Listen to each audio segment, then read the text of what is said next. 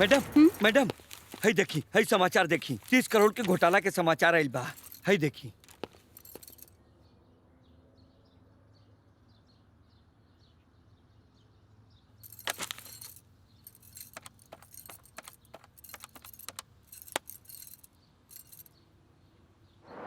Hello,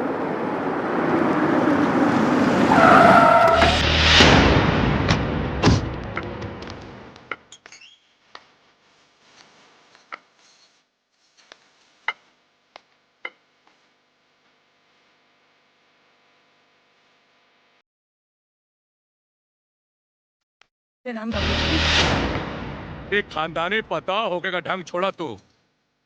बिना हमरा से बात कैले, बिना हमरा के सूचना देले ई टेंडर रद्द कर देलू। बाबूजी, ई घोटाला के दाग और पतोह के दामन पर लागल बा। का चाहत बानी कि पूरा प्रदेश में हमार थूथू होके? अरे तो जांच बैठा के भी तो आदेश दिया जा सकेला। ई अलग से 30 करोड़ का टेंडर कैंसिल काहे करा देलू?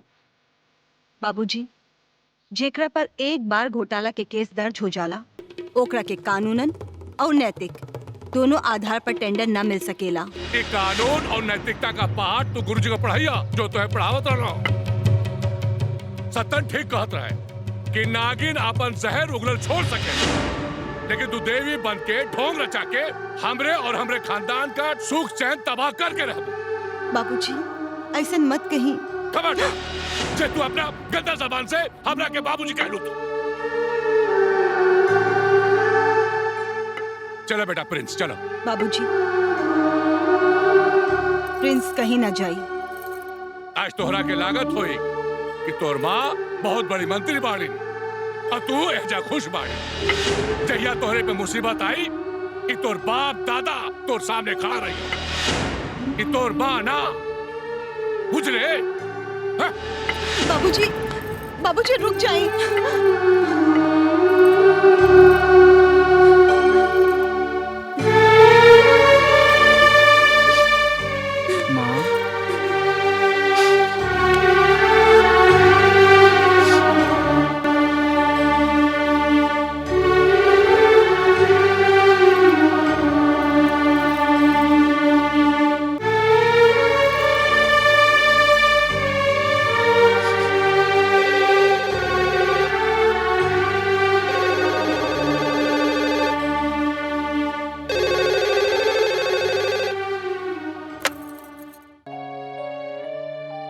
हेलो, कहा?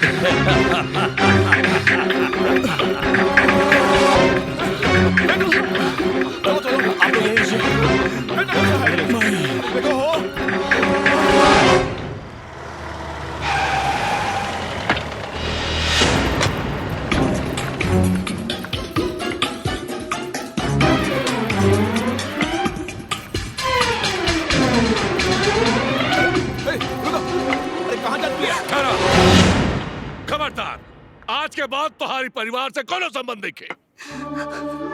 चल जा यहाँ से।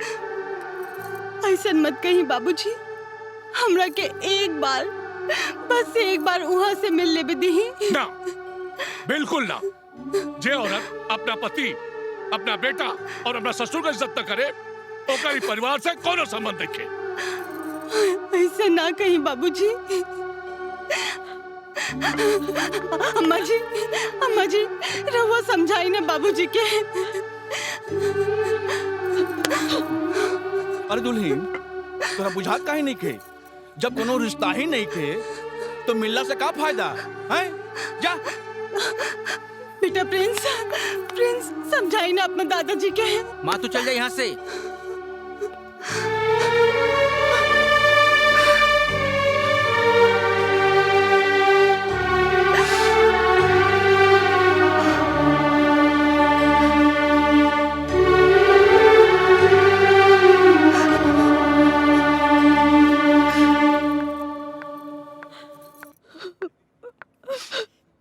डॉक्टर साहब का भइल कैसे ना हमार बेटा? फिक्र करने की कोनो बात नहीं है, अब जान का खतरा नहीं है। हाँ हम कहते रहनी नु।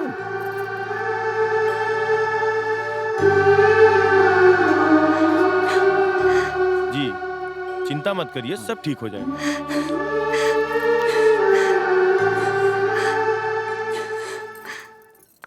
वो देखिए मैडम आ गई। गोली मारे वालन की धरपकड़ और तेज कर दिया जाए। पुलिस फोर्स तब तक यहाँ रही जब तक ई हॉस्पिटल से रिलीज नहीं हो जात बनी। जी मैडम एक खुशखबरी है। प्रिंस को जांच कमेटी ने बलात्कार के केस में निर्दोष माना है। बलात्कार के समय वो उन लड़कों के साथ नहीं थे।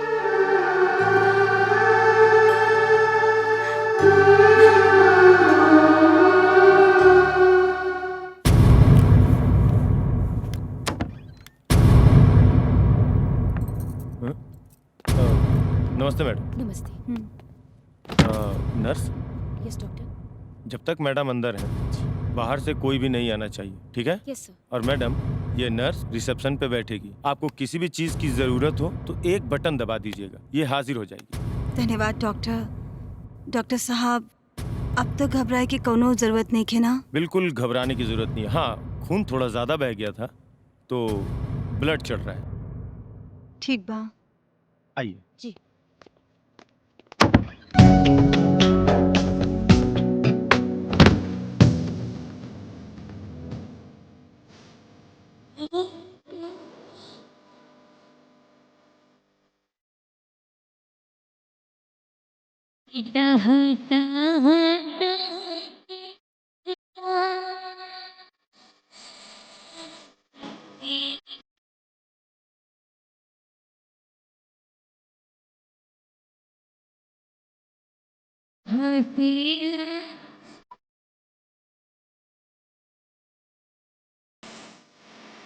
कबो तारी कबो घर के ही लो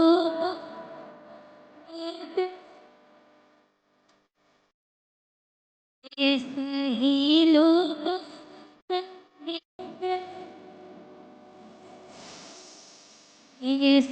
ही लो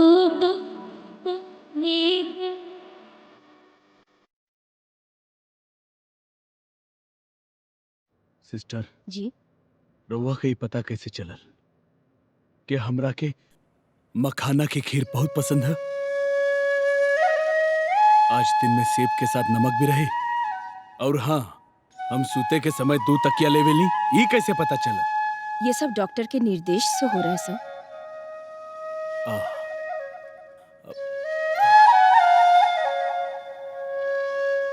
अच्छा सिस्टर, हमके बहुत नींद आवत बा। काहे? दवाइयों का असर है, अब आप सो जाइए। ठीक।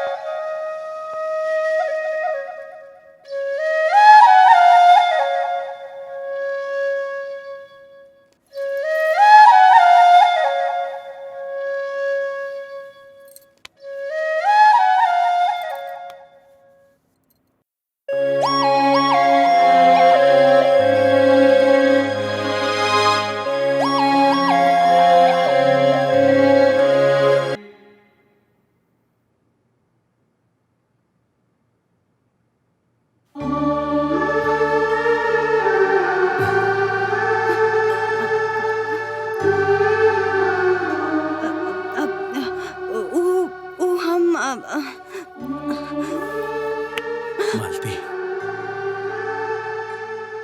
बैठी ना।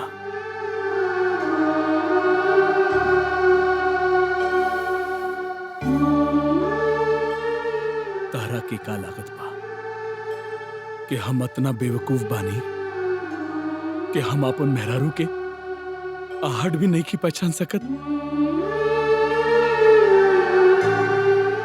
हम जानत बानी कि हम तारा के पहचाने में गलती कर देनी।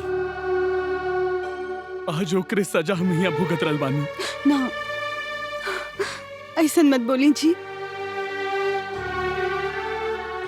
तू रात रात भर जाग के 8 दिन से हमार सेवा कर रहल बाड़ू, और हम तारा जैसन मेहरारू के छोड़ के उ नीच औरत के गोद में पड़ल रही। वो हमरा के कहीं के ना छोड़लस। हमार धन, ईमान सब कुछ लूट के चल गए। तोहरा लेखा मेहरारू से हमरा के दूर कर देलस।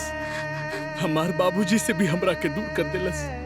तू ठीक कहत रहलू कि पाप और अन्याय के साथ मत दीही। ओकर कर्ज यही जन्म में इंसान के चुकावे के पड़ी।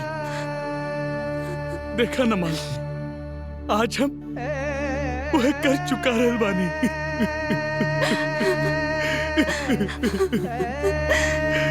वह कर चुका रहल बानी। हमरा के माफ कर दे मालती। मत रोई जी, कर दी। मत रोई। कहल गइल बा कि पछतावा से जिए के नया राह खुलेला।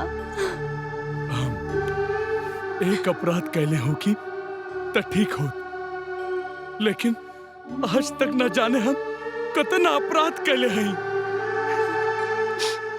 मालती, मालती, का तू हमरा के माफ कर सकेलू मालती? हम तो कितना दिन से राउर राह देख रहे बानी। बस रउआ ही मुंह फेर ले रही। अरे हम तो घर परिवार के साथ रहे वाला औरत बानी। का रउआ हमरा के फिर से अपनावे खातिर तैयार बानी?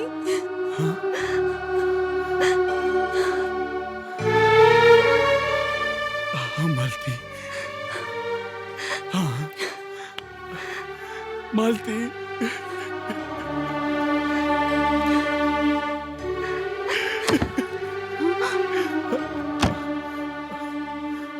मैडम जी चली। आज एगो अनाथालय के उद्घाटन करे के जाए के बा। हम शाम 5 बजे रउआ के अस्पताल से लेवे खातिर खुद यहाँ आइब। रउआ आराम करी।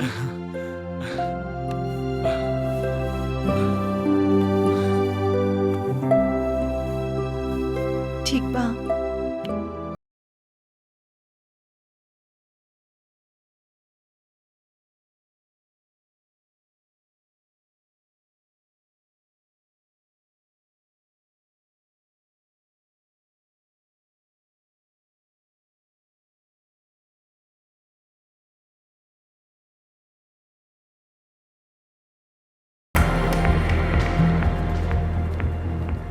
नमस्ते मैडम।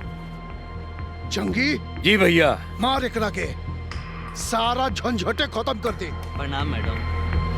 नमस्ते मैडम।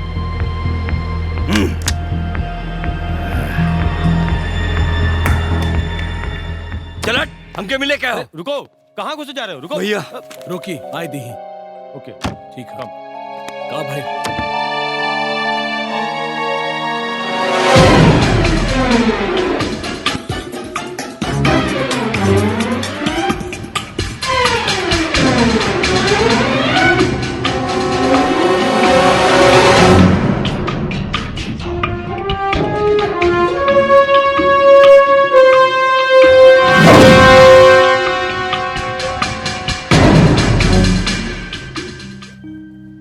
रउआ लोग यहाँ रुकी, हम अभी आवतानी। ओके मैडम। नमस्ते। जाना तनी ना मैडम जी, अनाथालय, अस्पताल, स्कूल और मंदिर में सुरक्षा घेरा के संगे ना जायली। अब जाता नहीं हम। जी रुको यहीं।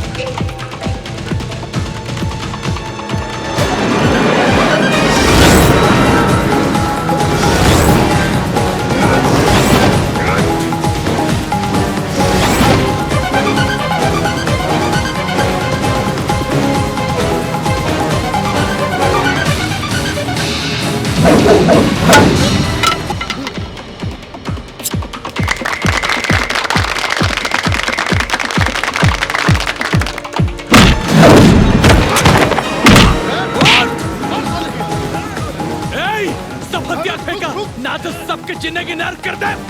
पीछे हट, बंदूक रख दे, रख।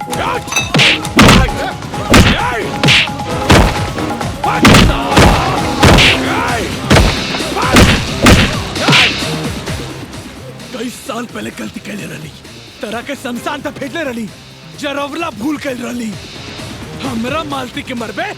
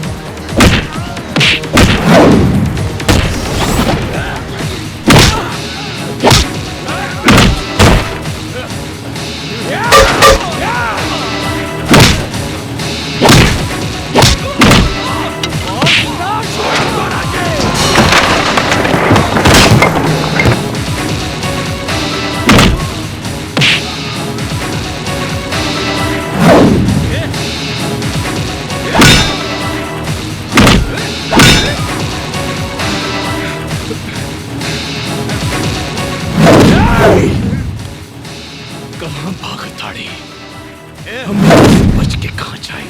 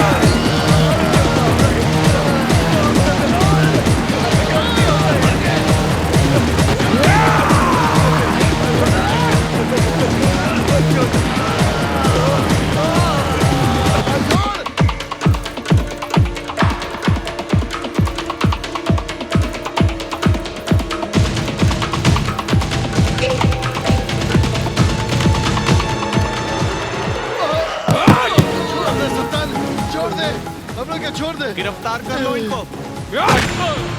बोल, तारा का के है बोल। झटिया रूपा भागे के तैयारी में लागल वालो।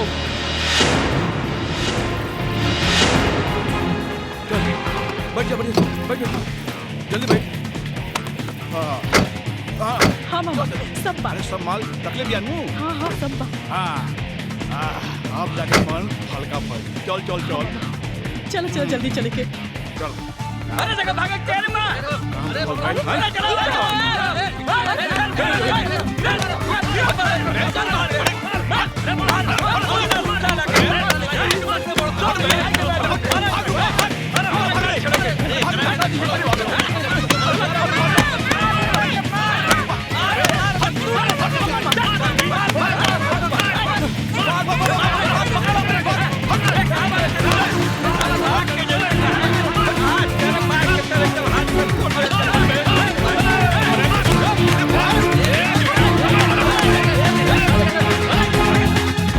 ले चलो इनको, ले चलो, चलो गाड़ी में ले चलो।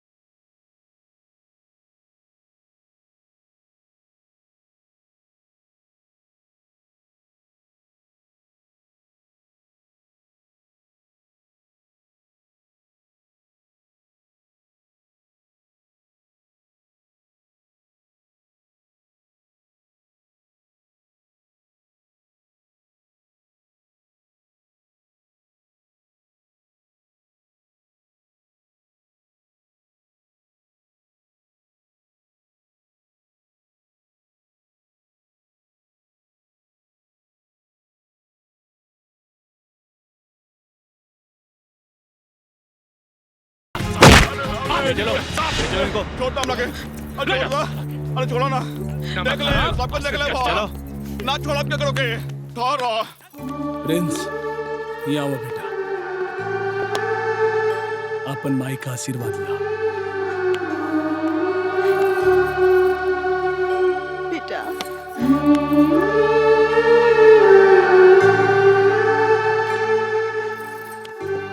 दुल्हन हमरा के माफ कर दे। हमरा आग पे स्वाद का पट्टी बन गल रहे। बाबूजी, ऐसे बोल के हमरा के शर्मिंदा ना करी, ना करी। खुश रह, खुश रह।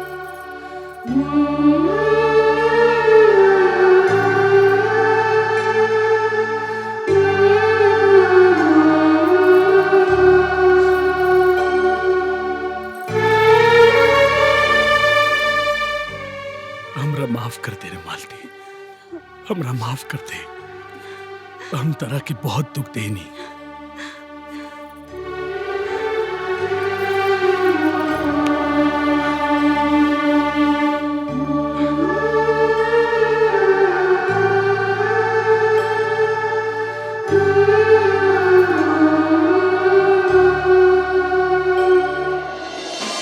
आज की ताजा खबर कल ऐसन जमाना आ गइल बा, दिन दहाड़े बहू बेटी के इज्जत लूट लियल जात बा। अब पुलिस के कोनो खबरें नहीं के। का पत्रकार साहब, पुलिस भांग खा के सुतल बा का? का है? जब हमरा पता बा कि बलात्कारी कौन है, ये लड़की किस गांव के हिया, तई बात का पुलिस वाले को ना मालूम होई। फिर का? फिर का मतलब? अरे ये सब बलात्कारी बड़े बड़े अफसर, मंत्री और विधायक के बिगड़ैल औलाद बाटे सब। ये हुए गैंग के हैं, जिसमें मालती देवी के बेटा प्रिंस है। ए, हाथ छोड़, छोड़ हाथ। मालूम बा केकरा के हाथ लगावत बड़ा जा? विधायक जी के लइका के। 2 मिनट में वर्दी उतर जाई। चुप, ले चलो इन सबको। चलो, ले चलो। तुम भी चलो। चल चल चल चलो। चल चल यार, पता चलिए भाई, चल।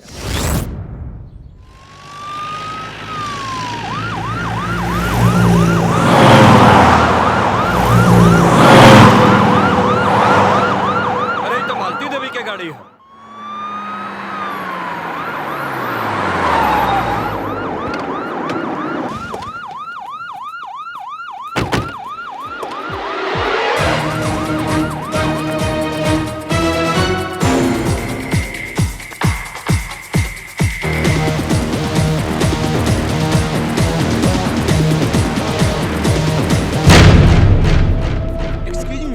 मालती देवी जी, आपके बेटा रेप केस में शामिल बा। आप बताइए एकरा बारे में आप का कहल चाहता है? आप बताइए। हटो, सब लोग मालती जी, रास्ता छोड़ो, आप हटो, बोलिए। हटो। बताइए मालती जी, आप बताइए मालती जी, आप रुकी, आप लोग यहीं रुको। मैडम।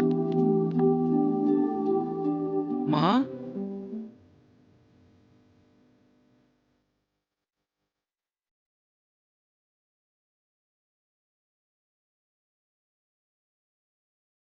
माँ, हम कुछ नहीं खेले माँ। एमे एमे हमार हाथ नहीं खे। हमके फसावल गइल बा। हमार विश्वास करा माँ, हमार विश्वास करा।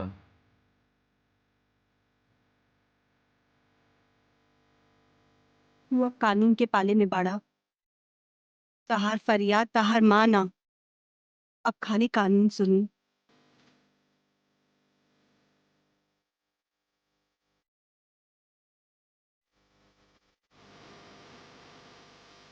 आप लोग रुक जाइए। मालती देवी जी, क्या आपके बेटे की भी सजा मिली?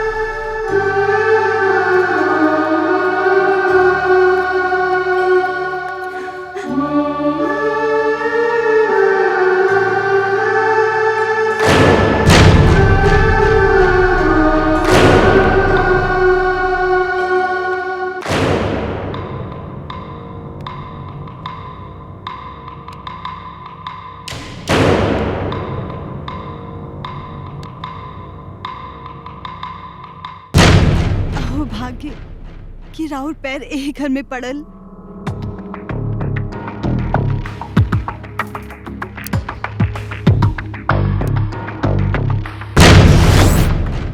बाप है ना, तोहरा जैसन कठ जीव माना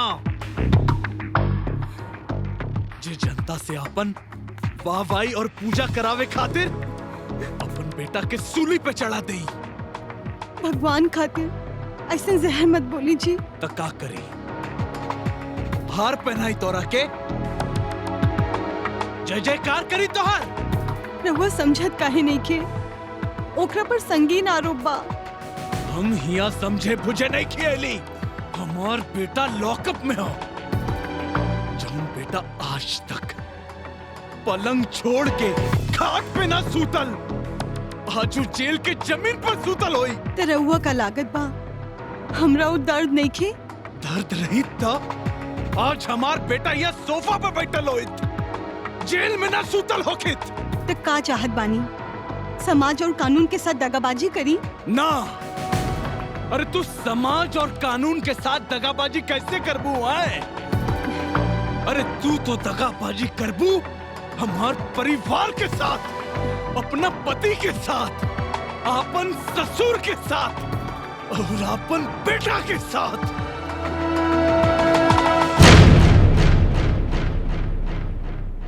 कानून सबके लिए बराबर बा। अगर वो दोषी ना हुई तो अपने आप छूट जाए।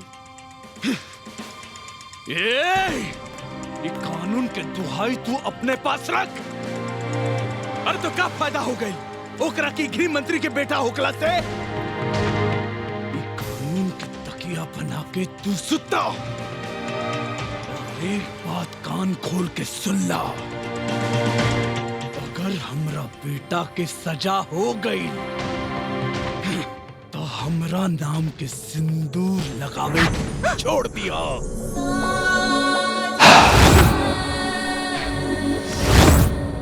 बड़की बनल बाड़ी गृह मंत्री।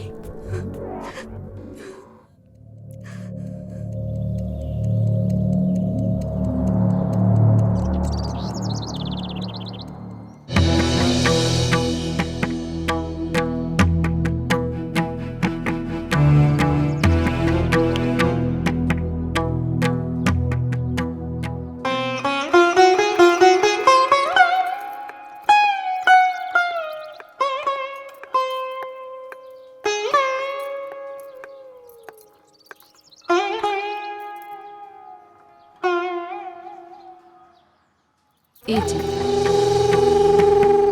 काहे चिंता करत तनी?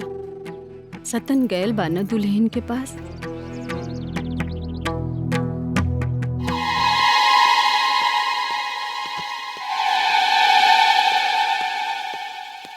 ए जी, सतन आ गए। बबुआ, का बोलनी दुल्हन?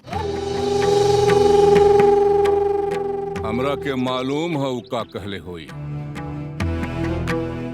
वो फिर अपने कर्तव्य और कानून का दुहाई देहले हुई। वो घर का पतो ना, दुश्मन भी यार, दुश्मन। झंझटी रांची से कराची ले हमरा के सब के वो जाने ला। अरे मंत्रालय से काम होके अधिकारी से देख, काम होके के पहले हमार हिस्सा हमरे अकाउंट में पहुंच जाएगा चाहिए। बस मामा का बोल दे, बड़का मालिक बुलावत बड़े। जिया जी आवता नहीं। अरे केने अरे के लड़की के माँ बाप रे? बोली हुजूर। नमस्ते। तो तू हुआ लड़की का बाप, हमरा पोता के केस में जानबूझ के फंसावल जात बा। हम तो जीते जी मर गए नहीं हुजूर।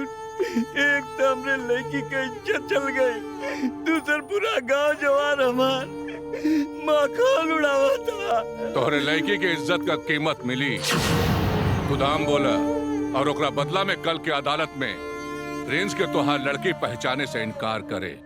आप अपने लड़की के इज्जत के कीमत लगावे आए नहीं, अगर सौदा करत है। जरूरत पड़ी तो इज्जत के साथ साथ जान का भी सौदा हो जाई, बुझलो?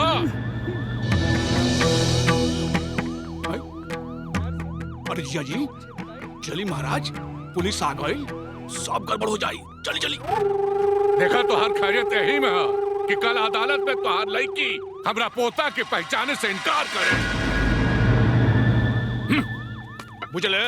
चली चली चली चली।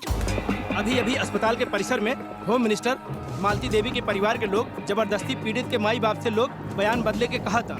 अब आप लोग बताएं कि एकरा के का कहल जाए। खुलेआम उनके परिवार के लोग ये वहदा के नाजायज फायदा उठावत बा या मालती देवी के परिवार के दूसरा चेहरा जौन आज आप लोगन के सामने आयल है। अमित सिंह, महुआ न्यूज।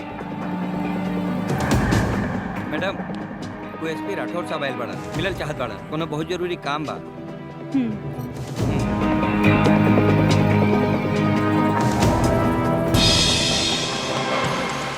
महादेव चौधरी ने खुद जाकर लड़की के माँ बाप को धमकाया है। हम एफआईआर दर्ज करके उनको अरेस्ट करने जा रहे हैं।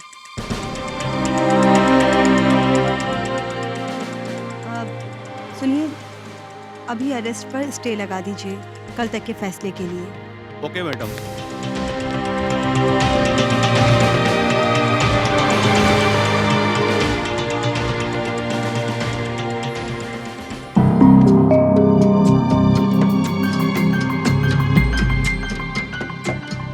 अपनी बेटी से कहा कि अदालत में बिना कौनो डर के बलात्कारी के पहचान करी। सरकार तोहरे साथ बा। ठीक बा मैडम।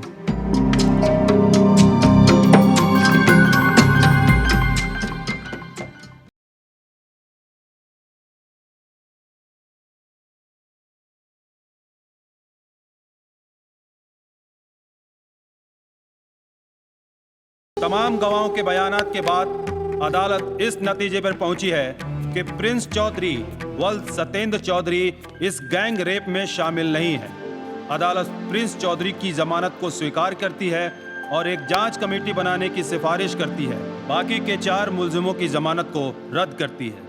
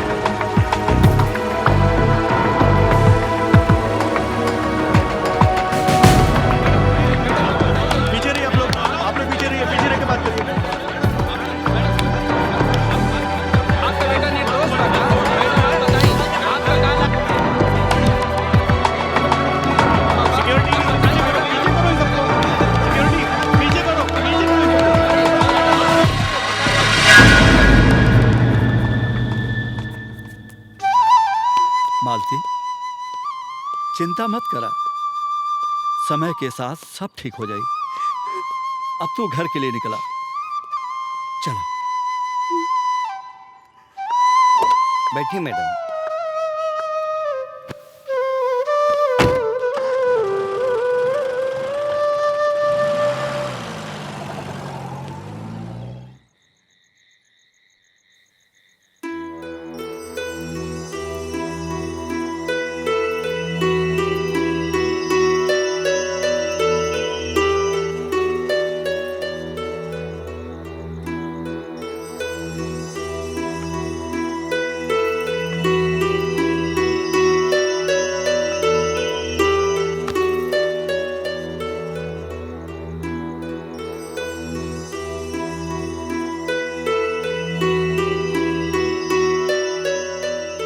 भैया जी तनी इसमें लाई। भैया जी एक फोटो और हो जाए। ए फोटो हाँ भैया। प्रिंस के लेके जा, अपन कैमरा दिखाओ। अच्छा अच्छा, आओ जा बबुआ। बबुआ। आजा आजा। चल जो।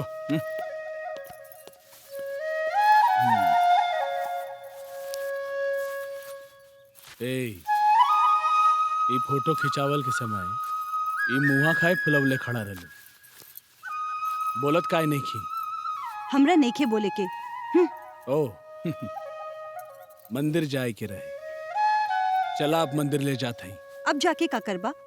जब पूजा आरती के समय खत्म हो गई हुई, भगवान भीरी माथा टिकावे के भी समय नइखे। अरे दोस्त लोगन के साथ चल गई रहली। तो ठीक बा, दोस्त संगतिया भीरी जाके बैठी, हमरा के मत अनसाई।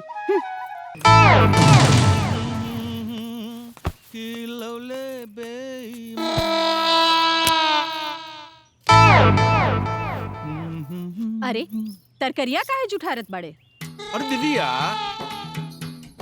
माछ के हड्डी चूरे वाला आदमी अब खीरा चुराता, ई तोहरा के ठीक लागत बा?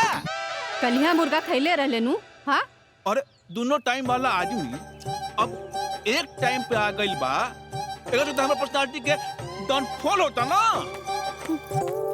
ए भौजी, हमरा से चूल्हा में आग ना धराई, पता ना तार पतो यू चूल्हा में आग कैसे धरावेली। और का दीदिया, अरे अब तो रांची से लेके कराची तक खाना गैस चूल्हा पर लगल बा। दूसरा के कहे में हम ना चलीला।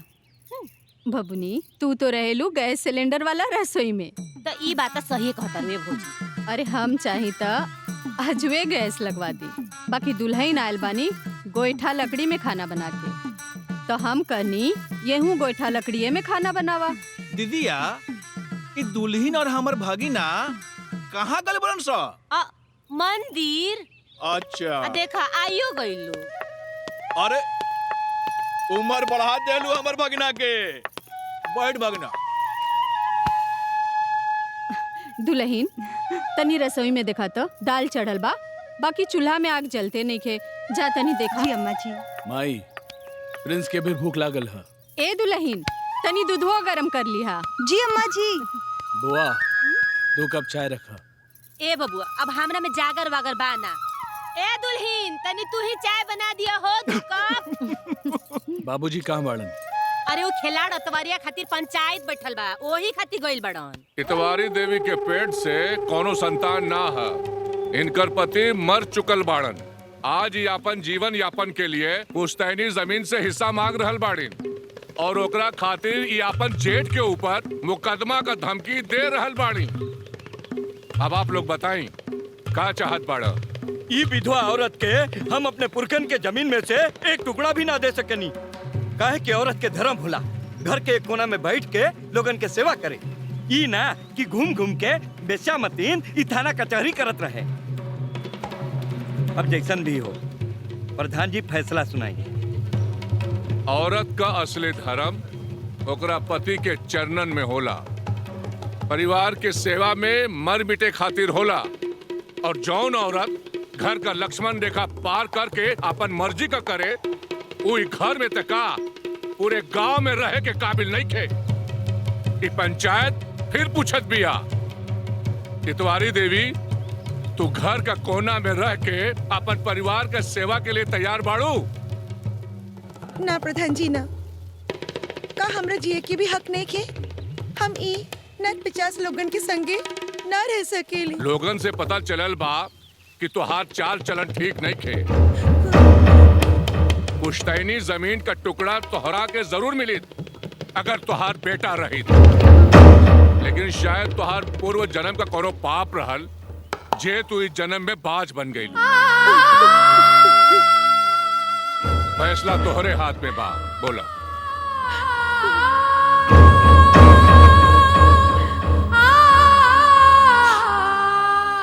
चारों तरफ से बेड़िया लगा के पूछत बाने की फैसला तोहरा हाथ में बा।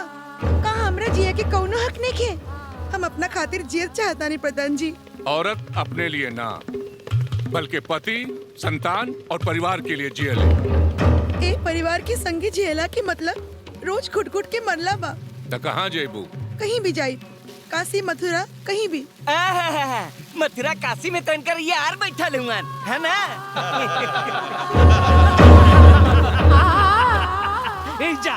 एजा तू एकर हक ले ले, बाकी ऊपर वाला के का जवाब देवे बच्चू। लोगन के बीच में बैठ के तू कहे लगा और करे लगा, एकर कुल हिसाब किताब ऊपर वाला लिखेला। अकेले बैठ के जितना पर पंच खरपंच तू खर्च करत पड़ा ना, सबके हिसाब ऊपर वाला के पास बा। भगाई पगला के यहाँ से, भगाओ भगाओ। ई सब यहाँ अन्याय हो रहल बा। ई पंचायत के बाप के घड़ा अब फूटे वाला बा। अरे फूटे वाला बा रे भैया, फूटे वाला बा। अरे फूटे वाला बा रे भैया, फूटे वाला बा।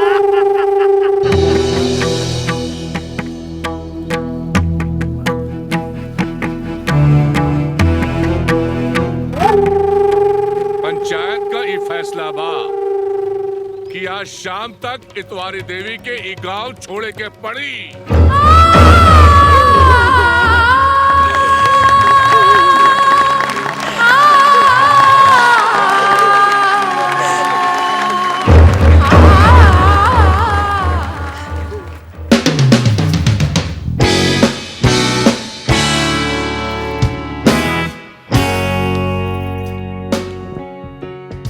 फिर से सफेद फूल।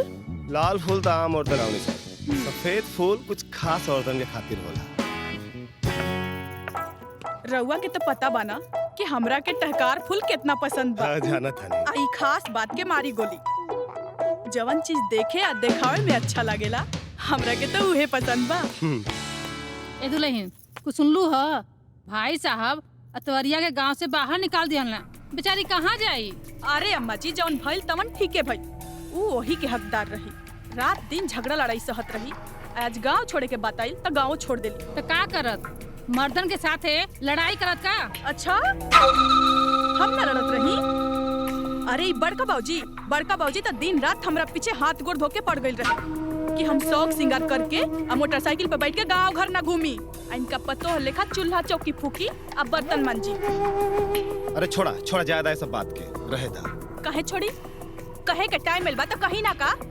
अरे ऊ तो अपना मालती नियन हमरो के गंवार समझत रहन, सब तरह से हमरा पे कंट्रोल करे से थक गइलन त अलगा बिलगा कर देलन। आ हम त कहत बानी कि अलगा होके हम तो बहुत खुश बानी, कम से कम अपना मर्जी के तो जियत बानी जा। आ रहुआ के खाली ऐसा ही डराए के बा तो डराई। बड़के बाबूजी से जे जितना डराई वो उतने डरोई है। रूपा सही कह दिया, इतवरिया के सीधे पुलिस स्टेशन जाए चाहत रहा, और बड़का बाबूजी के पंचायत में आज तक कबो सही फैसला भैल बा जे आज भैल हुई। पूरा न्याय कैले बाई पंचायत। तब का जौन औरत मर्द से जबान लड़ावत होके अपन परिवार प्रतिष्ठा के कोर्ट कचहरी में खींचत होके, वो औरत कबो शरीफ ना हो सकेले। हाँ एकदम ठीक फैसला कैले बड़न भैया। एकदम ठीक कहनी जीजाजी, पूरा रांची से लेके कराची तक ले ऐसन फैसला कबू ना भइल होई। अरे आगे बना के? अरे हम आवत नहीं, एकरा के पकड़ता हमार चाय जो है ना दलान में भेज दे। चलो चल। अरे अभी ना दे। हाँ चला दादाजी के चाय दे दी। हाँ गरीबा तनी ले, बड़का मालिक के दलानी में चाय दे दे। जी मालकिन। चला चला चला बबुआ, चला चला। ए दुल्ही, हमार चाय में तनी मीठा डाल दियल करा, फीका मत बनाल करा। जी फुआ जी, आगे से ध्यान रखब।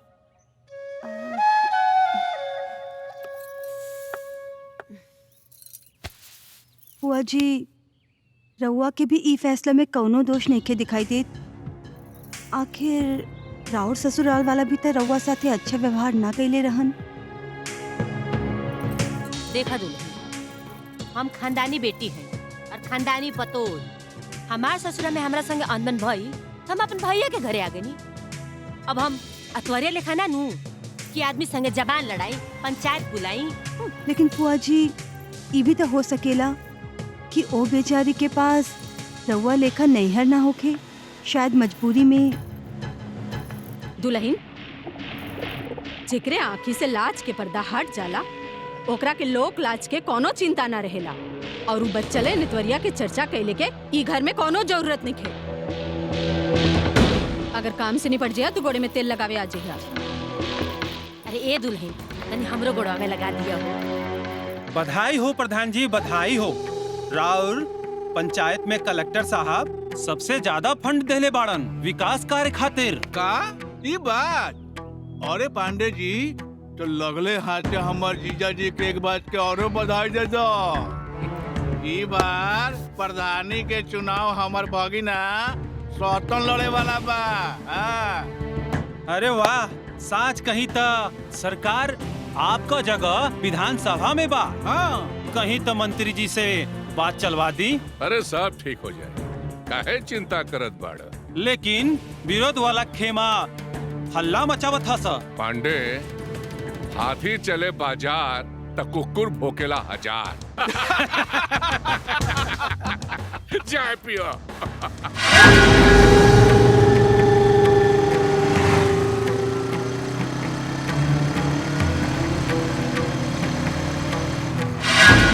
जिया जी, अरे अब का लेना जाना जिया जी? कुछ ठूक नहीं। अरे घर अलग, बर्तन अलग, यहाँ तक के घर के दरवाजा अलग। बैठी बैठी, शांति से बैठी महाराज।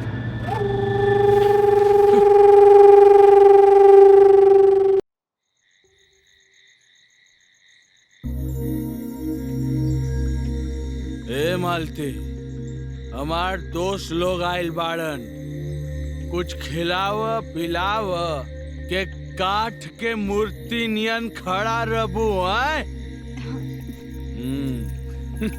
भैया आज के समय में ऐसा मेहरारू मिलल बड़ा मुश्किल बा। फिर भी यार हमनी के बिना बतौले आगे ली जा। बाबूजी के तकलीफ दे रहल बानी जा। तकलीफ? बट मालती, ए मालती, वो दीवार हो ना, वो दीवार के सामने मुंह करके खड़ा हो जा। अरे भाई, हमार दोस्त लोग ही देखे के चाहता न कि तू हमार बात कितना माने लू। खड़ा हो जा। अरे क्या करत बड़ा सतन? सुनाई नहीं खेदेत? सुनाई नहीं खेदेत का? खड़ा हो जा।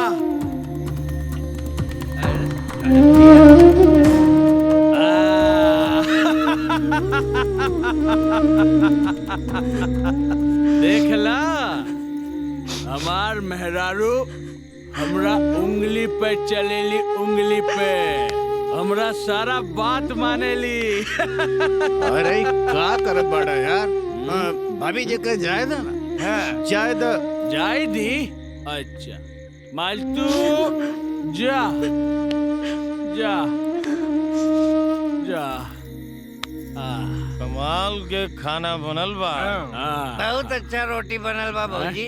तोरे हाथे में तो जादू है भौजी, जादू।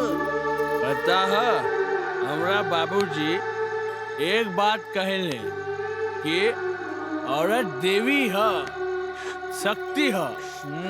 अगर ओकरा के संभाले वाला मर्द हमरा जैसन मर्द होके तब।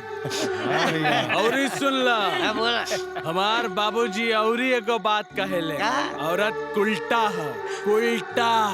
अगर ओकरा के संभाले वाला मर्द डरपोक निठल्ला होके तब। बहुत सही कर।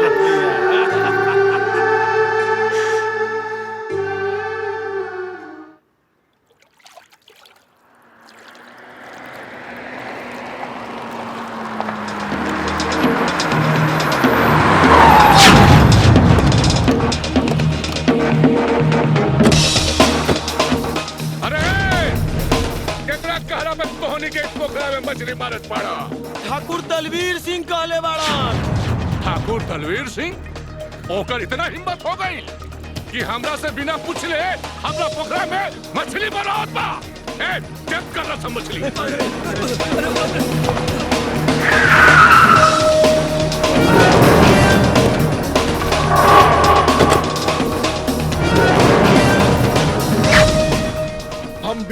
माटी जरूर है, लेकिन ये पोखरा गरमजरुआ जमीन पर बा, मतलब सरकारी जमीन।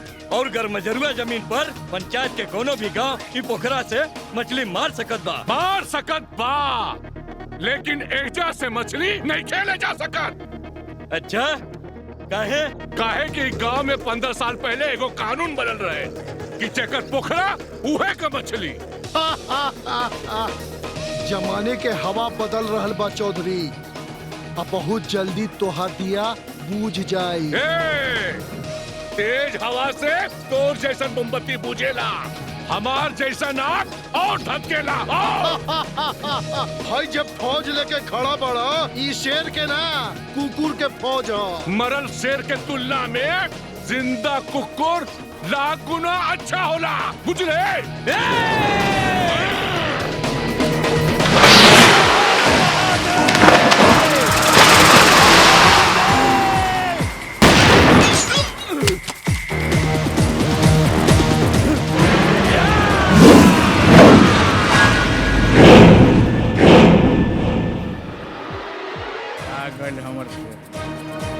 शुक्र मनाओ कि हमरा गोली तरह जांग के बीच में ना लागल हो, ना तो तोरा आवे वाला 7 पुस्त ना ओकर नाम रोशन हो जाइत।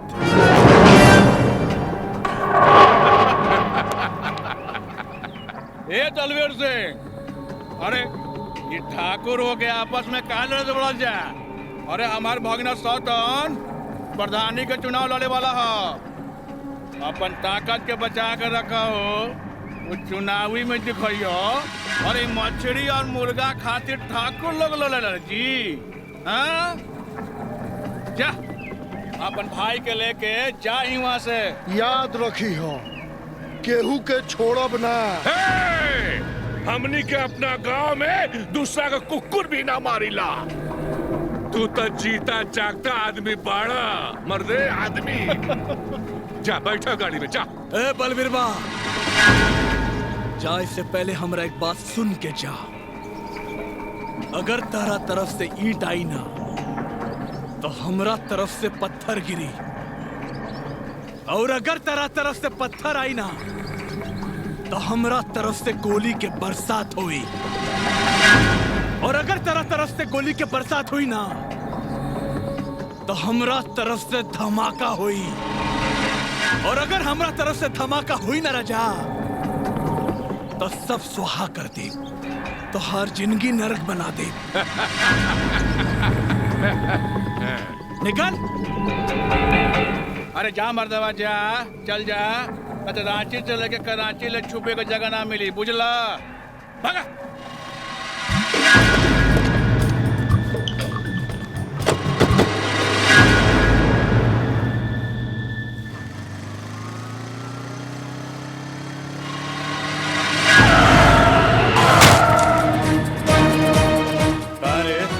तोरा लौकत नहीं के का?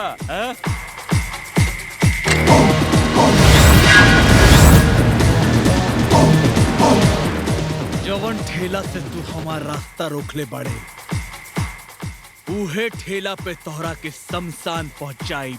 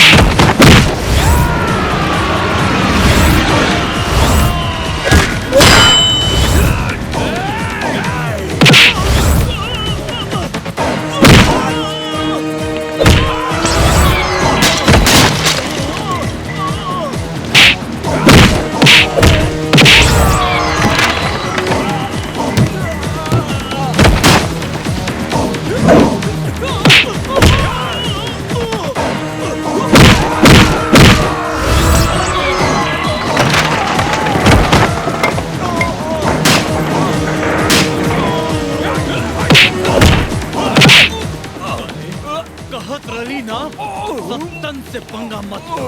अब जा सीधा शमशान।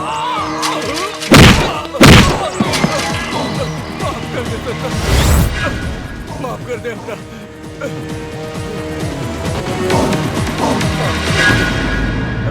माफ कर दे।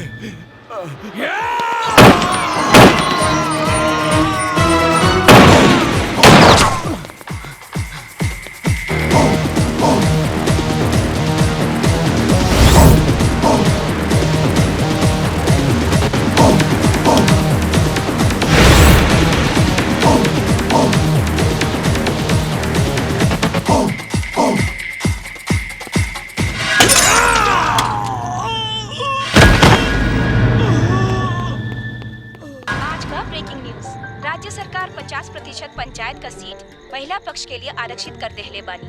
ये बहुत ऐतिहासिक फैसला बा। ई में से कुछ छोटी पार्टी के छोड़कर सत्ता पक्ष और विपक्ष पक्ष की पार्टी ई फैसला के प्रस्ताव पारित कर देहले बानी। एह में आरक्षित सीट बा पालनपुर, पिपरी, सरैया, खनिका और गंगापुर पंचायत। नहीं नहीं क्या हो सका, नहीं क्या हो सका बाबूजी, नहीं क्या हो सका, नहीं बाबूजी, नहीं क्या हो सका, ये अन्याय है। इस सरकार हमरा से हमारा अधिकार नहीं के छीन सका। शांत हो जा, हम विधायक जी के फोन के इंतजार कर पानी। अरे क्या शांत हो जाए, ठीक नहीं है।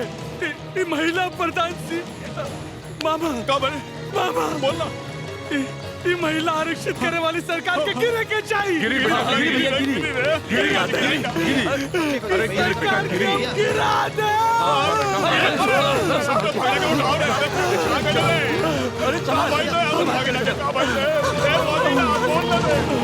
लेके आओ रे, पानी लेके आओ रे।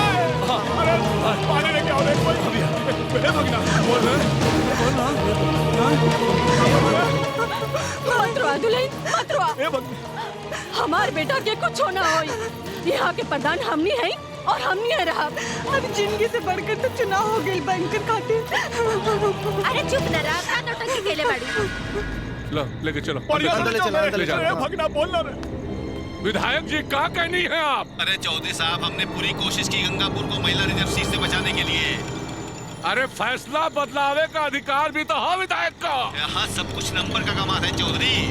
इस प्रस्ताव के खिलाफ हमारे नंबर बहुत कम थे। अरे सत्ता और मुख्य विपक्ष पार्टी ने हाथ मिला लिया।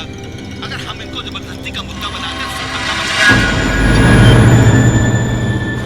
अरे ढह गईले राजा महाराजा हो, ढह गईले। अरे ढह गईले राजा महाराजा, जनता के पटकनिया।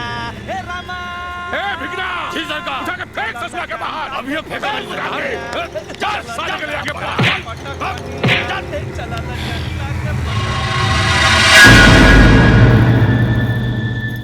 भगिना, ए भगिना, अरे कहाँ बड़े रे?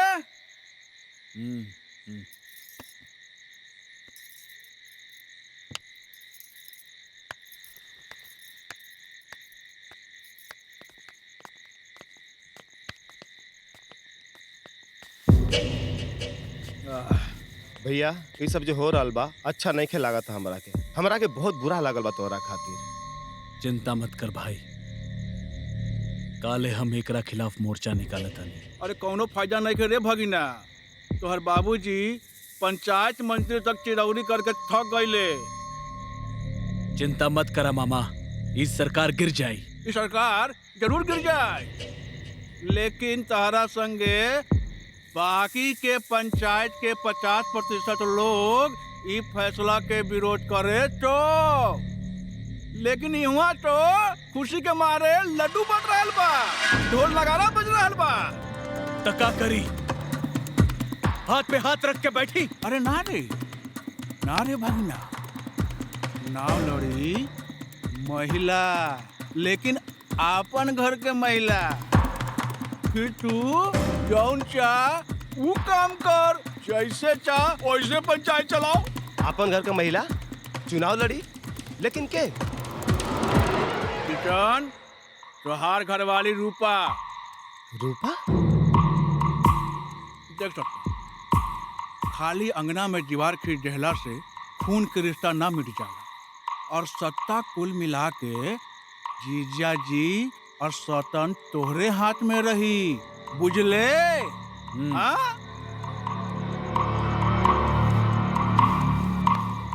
सतन, वो जो दलवीर हनु, वो अपन भाई के पत्नी के खड़ा करे वाला बा, और हमरा के ऐसन खबर मिलल बा कि फैसला के विरोध करके कुछो न मिली। अब तो ऐसन दिमाग लगावे के बाद कि सत्ता भी अपने परिवार में बनल रहे और दुश्मन भी चारों खाने चित।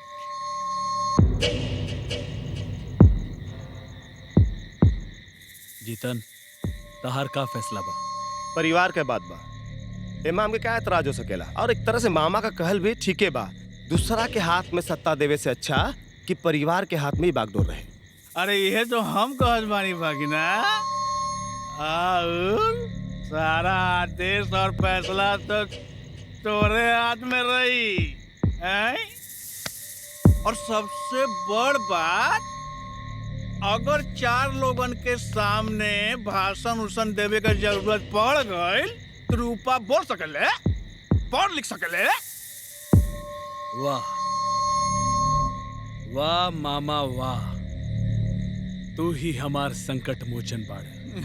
अरे चोर रे भगना, तोहर मामा रांची से लेके कराची ले बड़ बड़ घाट के पानी पीने पड़न रे। हाँ?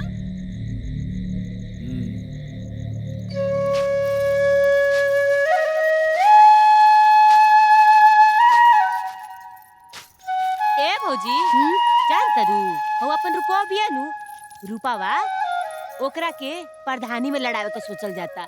अरे वाह, बहुत अच्छा सोचत बानी जा। रूपा जैसन पढ़ल लिखल मेहरारू बा तो आज कितना काम आवत बा। ई तो बटले बा।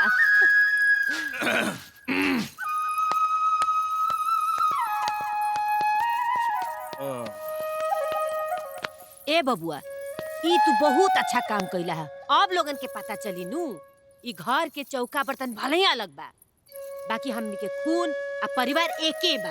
ई बहुत जरूरी बात दीदिया। हाँ, बाकी प्रधान तो रूपे कहाई नु। अरे दीदिया, वो रूपा भले ही प्रधान कहलाई, लेकिन हमारे भगिना महाप्रधान कहलाई है। और वैसे भी सत्ता के चाबी तो हमार भगिना के हाथे में रही। रूपा के नाम के उछल बा? अरे हम पूछत बानी, ई सब के कर तू था?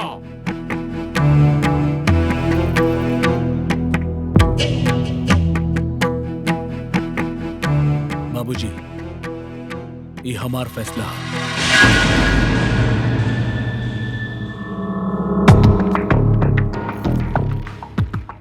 रूपा का नाम लेवे से पहले एक बार हमसे पूछता लेता। बाबूजी, हम जीजा जी, अरे प्रधानी के काम कोनो चूल्हा फूके या रोटी बनावे के नहीं थे। एकरा में दिमाग लगेला, हैं? एकरा में एजुकेशनल आदमी चाहिए। और रउआ तनी सोची कि हमनी के घर में रूपा के अलावा इतना पढ़ल लिखल के बा? अरे वो सब तो ठीक है, लेकिन ओकर शहरी रंग ढंग और दिखावा हमरा के पसंद नहीं खे। बाबूजी, हमरा रहते आपकी चिंता करे के जरूरत नहीं खे। और जीजा जी, आपके ई फैसला से जीतन और ओकर माई आपके एहसान तले जिंदगी भर दबल रही हैं। फिर आप जौन आदेश दी उनका खातिर ब्रह्म आदेश होई। कितना देर लागेला तोहरा के चाय बनावे में? बाबूजी, वो दूध फाट गइल रहे। तो तू कहना फाट गइलू, जल्दी से चाय के बाहर भिजवाओ।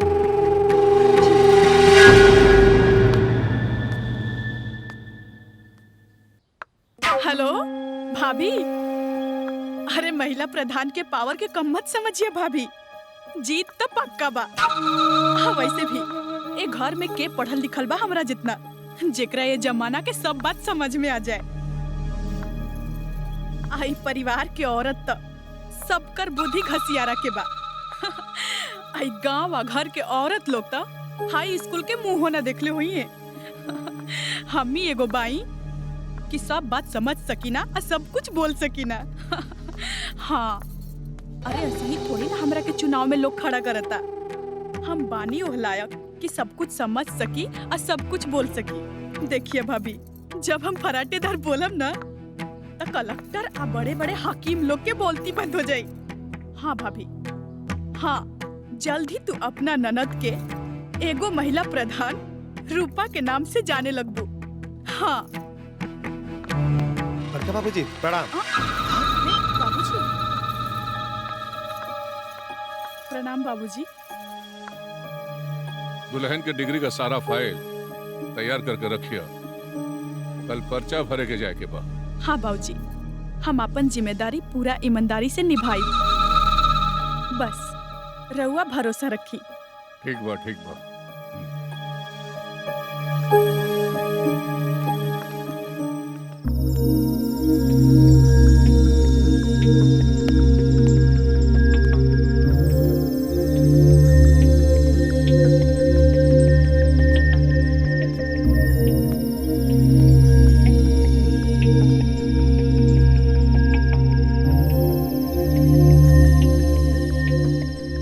बाबूजी, हमके नहीं के बने के बा प्रधान। हमन पर गवार का जानी पंचायत। बाबूजी, हमरा के अपन चूल्हा चौकी में ही रहे दी। मालती उठा। देखी, हम राउर पाँव पड़त बानी। अपन प्रिंस भी अभी छोट बा। हमरा के ये सब जंजाल में मत डाली। ये सब हमरा बस के बात नहीं है। हमरा के माफ कर दी। सत्तर समझा दे अपना बीवी के। बहुत मेहनत से हम इस पंचायत में आपन साख बनौले बानी।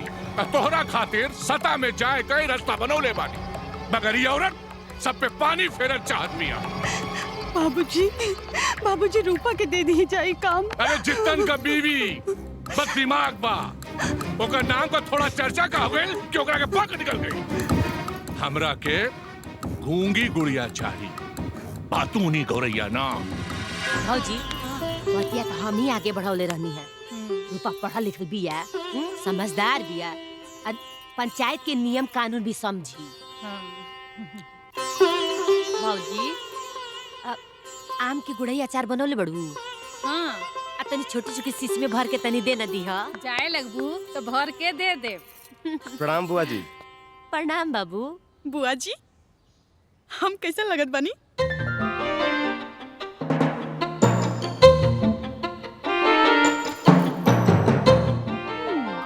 एकदम प्रियंका गांधी लेखा लगतिया।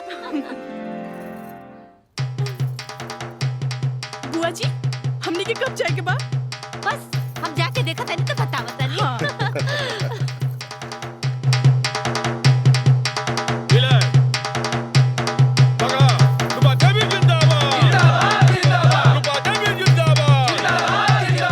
भगवान खातिर हमरा पर तरस खाई। प्रिंस के लेकर जाएं।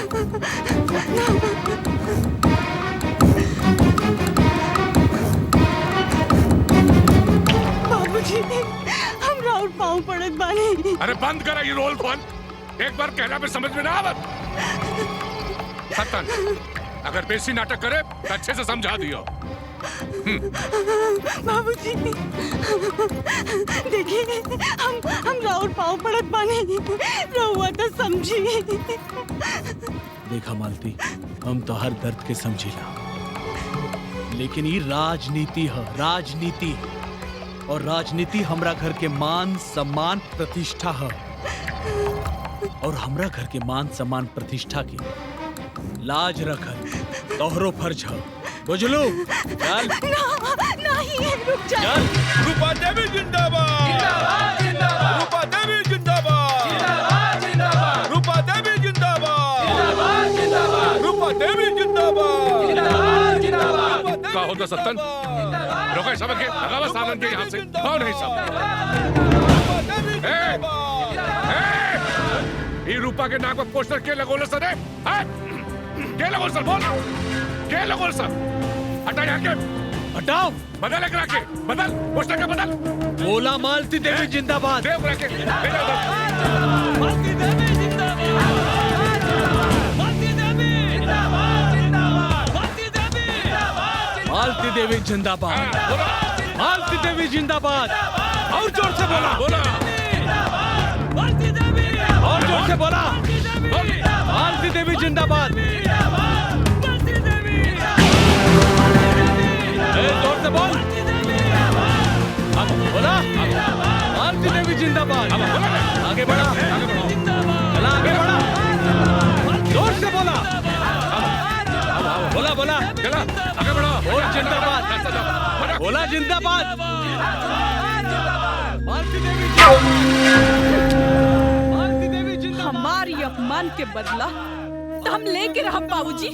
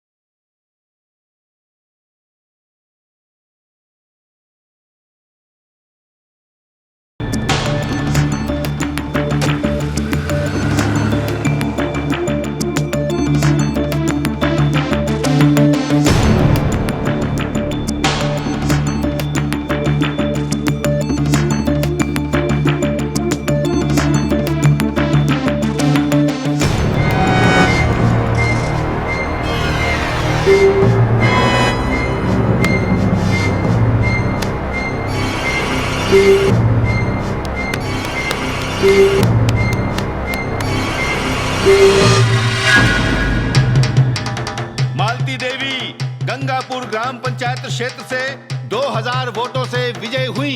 मालती देवी जिंदाबाद, मालती देवी जिंदाबाद, मालती देवी जिंदाबाद, मालती देवी जिंदाबाद।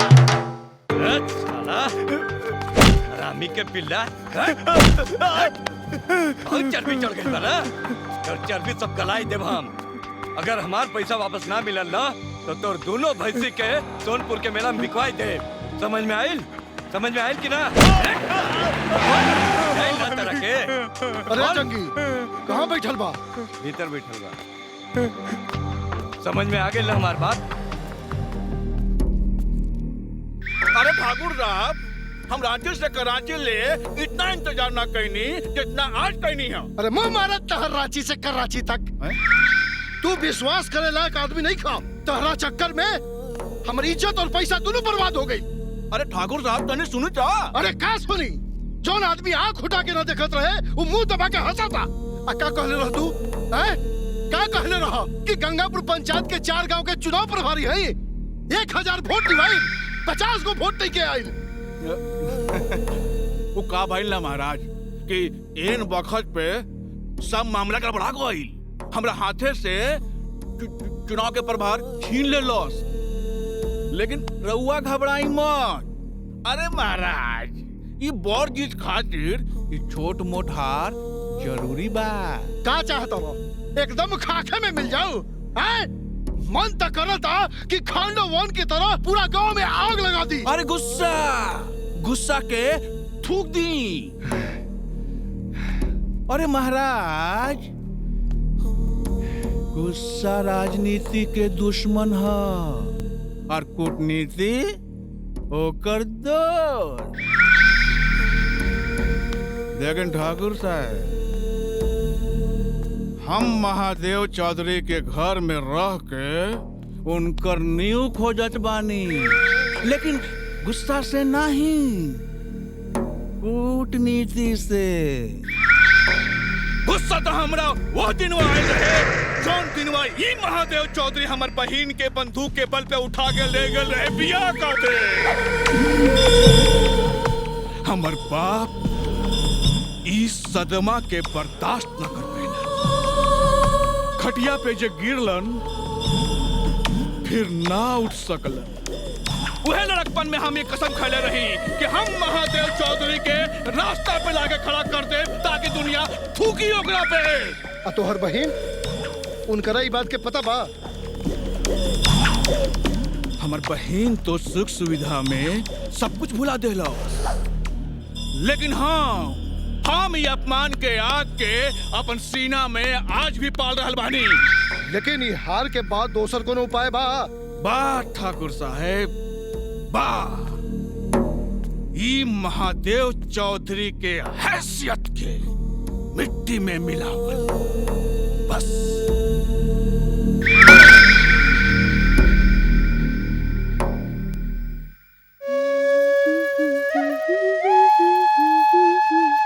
अरे कहाँ बाड़ू? ये देखा। अरे जल्दी से हाथ धोई, ठेपा लगावे के बा। जल्दी करा। अरे जल्दी करा, टाइम नहीं खे। हाँ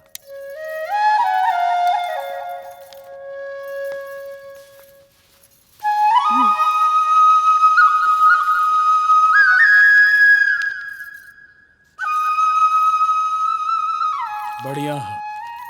अरे सुनी, रवा कुछ खा ली? हमरा पास टाइम नहीं के, ठीक है ना? अरे दुल्हन देख लू, अरे प्रधान बने में झूठे डेरात रहलू। और का बस हाथ के ठेपा ही तो लगावे के रहे। चला काम करे काम। चला हो भौजी। हाँ चला।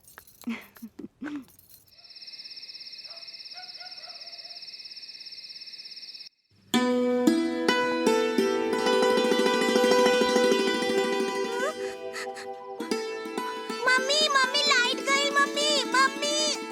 हाँ बेटा, का भेल? कुछ ना। हाँ कुछ ना। अच्छा बेटा, आज हम तोरा के एगो चीज सिखाई, ठीक बा? देखो, एगो रहलन ता। का रहलन? ता। एक दिन वो बीमार पड़ गईले और जाके खाट पे सुत गईले। कैसे?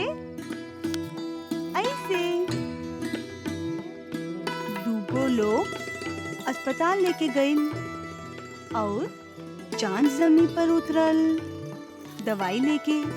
फिर दवाई दे के चादर उड़ा के चल गईले। अरे का हो रहल बा? हैं?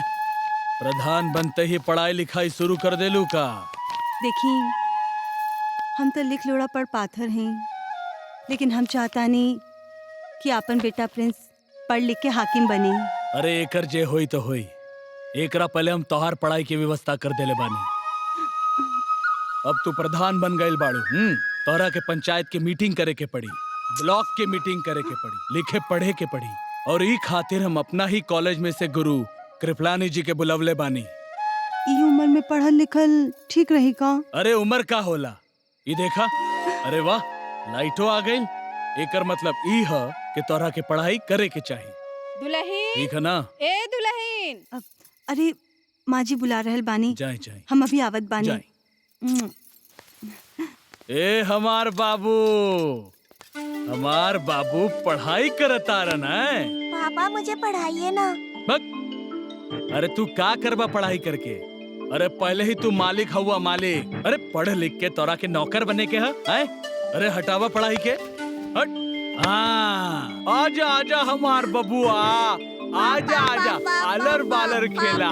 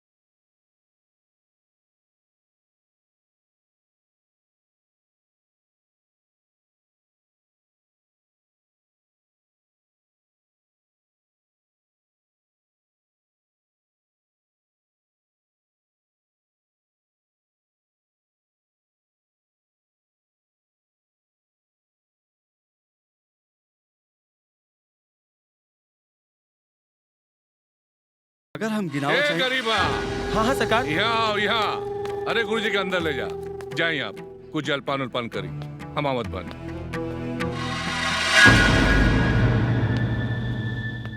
आवल जाए गुरुजी।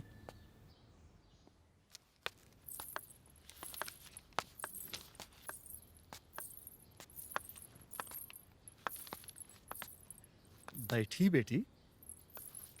प्रणाम गुरुजी। खुश रहा।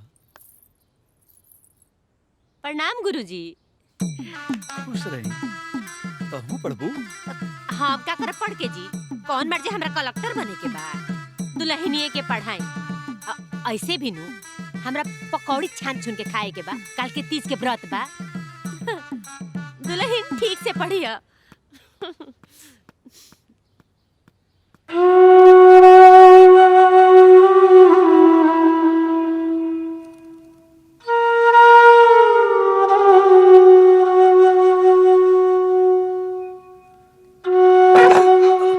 संभल के इंदु बेटी। हमार नाम इंदु ना हो, हमार नाम मालती हो। इंदु हमार बिटिया का नाम है, जौन ई दुनिया में नहीं खे। तोहरा के देख के हमके अपन बेटी के याद आ गई। का भइल रहे गुरुजी?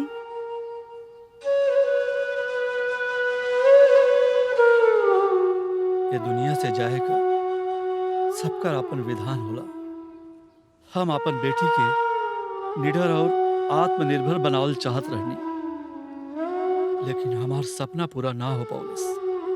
लेकिन तोहरा के देख के लागत बा हम अपन बेटी के लेके जौन सपना देखले रहनी वो पूरा हो सकेला। लेकिन गुरुजी हम तो लिख लोड़ा पढ़ पाथर हैं, हमरा का मालूम कि ना बेटी, पुरुष के कठोर समाज में तोहरा के अपन नारित्व का असली परिचय देवे के होई। दया, करुणा, प्रेम और त्याग ई तोहार हथियार हो।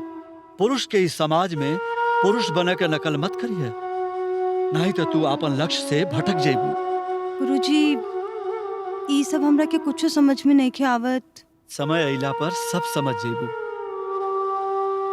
चल कापी खोला, पकड़ा।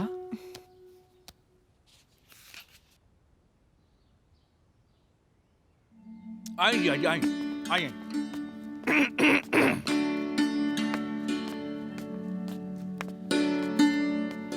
प्रणाम बड़का बाबूजी। प्रणाम। का बात है जीतन? काहे बुलौले बड़ा? जिया जी, जीतन आपसे बहुत दिनों से कुछ बात कहा चाहत रहा। बोल बोलो। बड़का बाबूजी, हमारे एगो दोस्त है, वो बिल्डर है और नेशनल हाईवे पे ही कंस्ट्रक्शन का काम कर रहा बा। वो हमरा के कम पूंजी पर ही अपन पार्टनर बनावल चाहत बा, और राहुल के तो पता बा कि हमारा पास कोनो पूंजी नहीं है। हम चाहता नहीं कि खेत जमीन में जौन बंटवारा भइल बा, जौना में कुछ जमीन हाईवे पर भी बा, अगर वो हमारा नाम ट्रांसफर हो जात ताकि तू पुश्तैनी जमीन के बेच दा।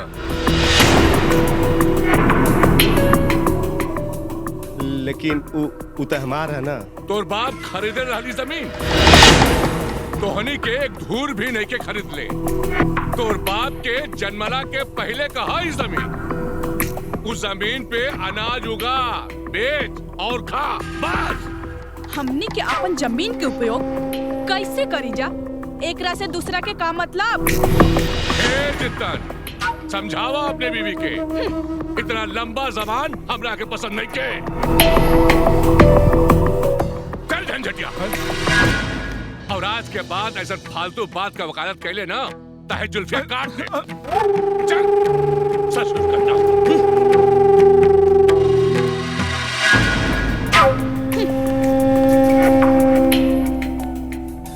छोड़ो बेटा, गांव में कमा और खा। अम्मा जी,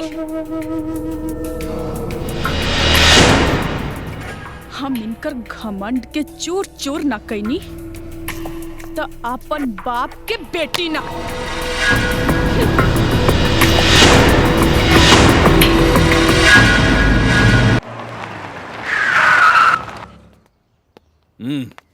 जी जी भैया जी। मास्टर जी आयल बाड़न का? आइल बाड़े, घर में छोटी मालकिन के पढ़ावत बाड़न। जी।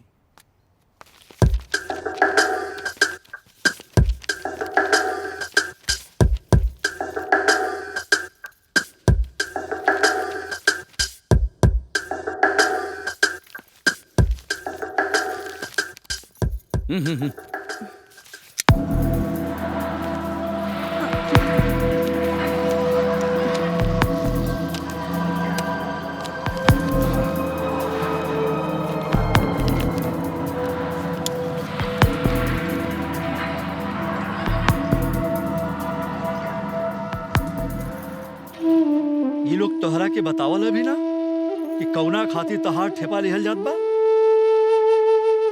गुरुजी, ई पंचायत और राजनीति हमरा के का मालूम। ई और बाबूजी ही सब देखने जा। तू गूंगी गुड़िया बन के काहे पाप मोल लेत बाड़ू? तू जानत बाड़ू कि तोहार अंगूठा से हो रहल सारा फैसला गलत और अन्यायपूर्ण बा। तो हम का करें गुरुजी?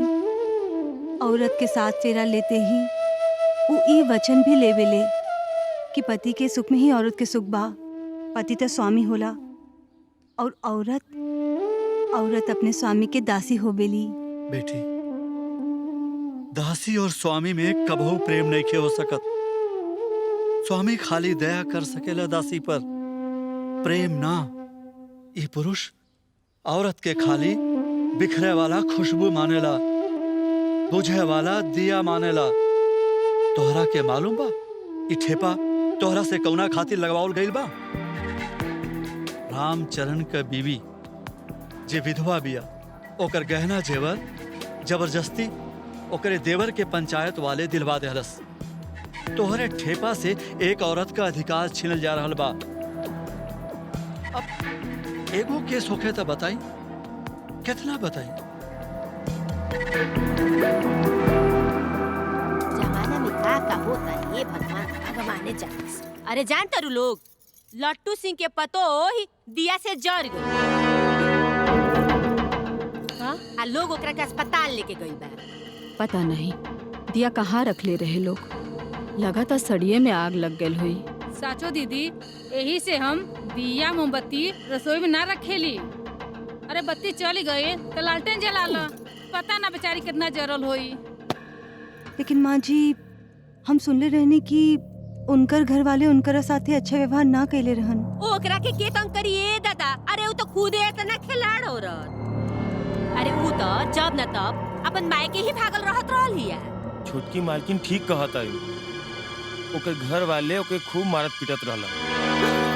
हाँ हाँ, तू तो ढेरे जानता रह। आइल बड़न बत्ती आवे वाला, संगे संगे लंगड़ो देवाल फानता। का भइल बबुआ?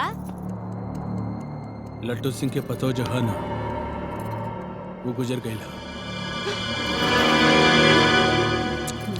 हमरा के शमशान जाए के पड़ी। बबुआ, ओकरा के हॉस्पिटल ना ले गेल रहलन? अस्पताल जाए से पहले ही बेचारी गुजर गई।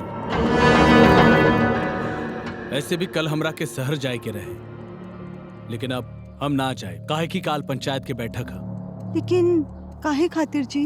लड़की के माँ बाप जे बाड़न उनकर ही आरोप है कि लड़की के सास ससुर ओकरा के जरव ले हा। हम आवतानी।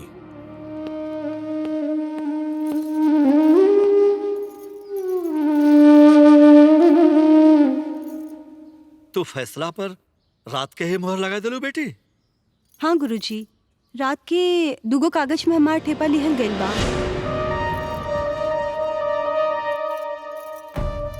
ई फैसला लट्टू के पक्ष में होखे वाला बा।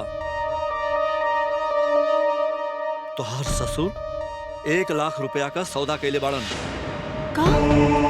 और ये मत भूला कि पाप का भागीदार तू भी बाड़ू।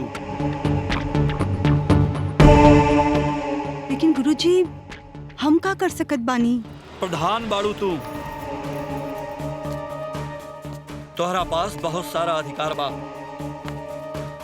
तू चाहता अलग से पुलिस के बुला के पंचायत बिठा सकलू और दूध का दूध पानी का पानी कर सकलू। लेकिन गुरुजी, हमरा के का मालूम पंचायत के नियम? ग्राम सेवक के सारा नियम पता बा। लेकिन गुरुजी हमरा के कैसे बुझाई कि कैसे का करे के चाहिए? तो एगो माँ की तरह केस के सुना और फैसला सुनावा। सच्चाई खातिर खड़ा होखल तोहार कर्तव्य बा बेटी। लेकिन गुरुजी हमरा के झंझट में काहे डालत बानी? बेटी ये मत भूला कि प्रजा तहरा पर विश्वास करके ये प्रधानी का ताजपोशी कैले बिया। तहरा के न्याय और सच्चाई खातिर ये लक्ष्मण रेखा पार करे के हुई बेटी।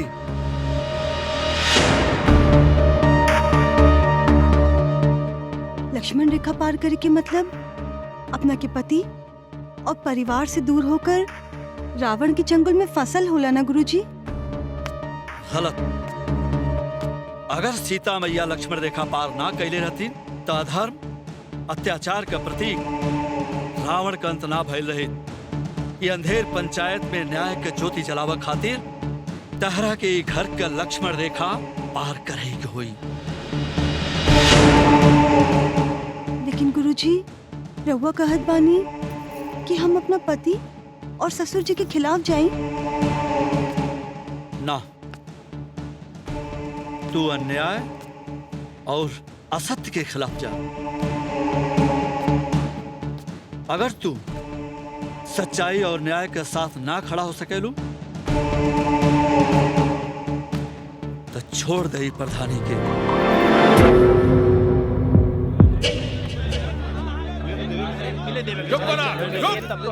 एक बार हमरा के मिल लेवे दी, बस एक बार।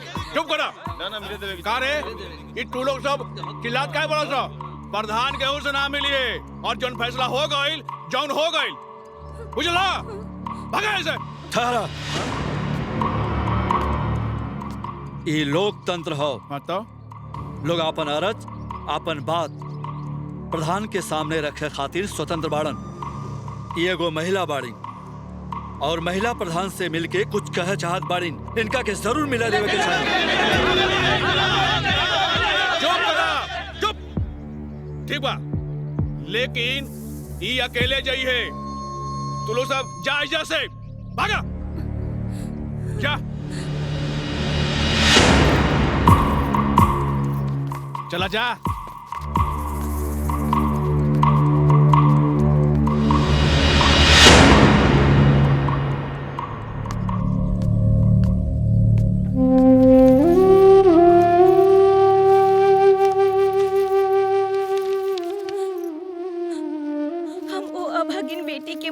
प्रधान जी, जेकरा के लोग दहेज खातिर तड़पा के मार देहलन जा। देखिए का लिखल बा चिट्ठी में। सास ससुर मरद ननद सब कोई ओकरा के मारत रहलन। हमार बाजी के मार देहलस लोग। कब से लोग मारत पीटत रहे? अरे जब से डोली से उतरल बिया तब से ओकरा के लोग हमनी से मिले न देहलन। ओकरा पीठ पे गरम चिमटा करके ताकत रहले लोग।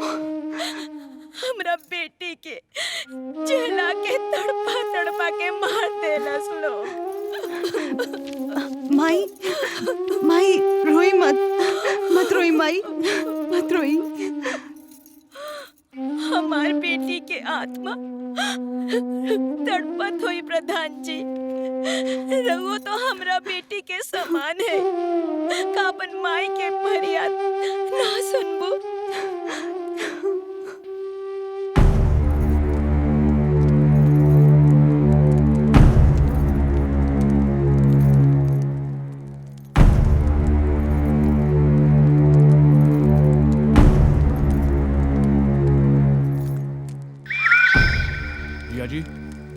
जी जी।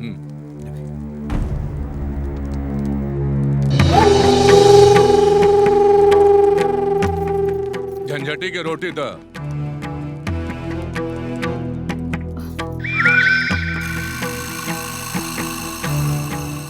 झंझटी के रोटी द।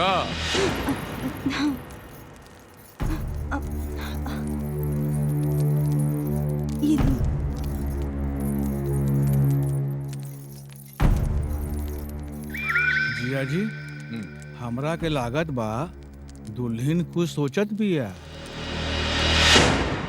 बोल बेटा बोल बोल। उनकर माई रो रो के कहत रहे कि बहुत जुल्म भइल बा उनकर बेटी पर। सास ससुर देवर सब मिल के चरवले बा लोग। रोटी बनावे का सहूरे ने खे और चलल बाड़ो न्याय और जुल्म का बात करे। हमार नानी कहत रहे कि कभी केहू अबला के बदुआ ना लेबे के चाही। अरे तो हाल नानी का नाक काटू। अरे ये दाल भात का कवर है कि पंचायत की राजनीति हो जो तोहरे समझ में ना आई। बात कर अरे खा तू ही खा।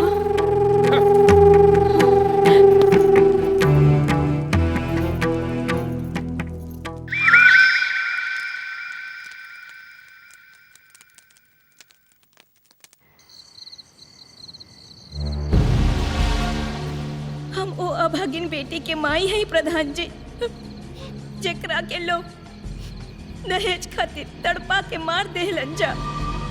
ओकरा पीठ पे गरम चिमटा करके धागत रहले लोग।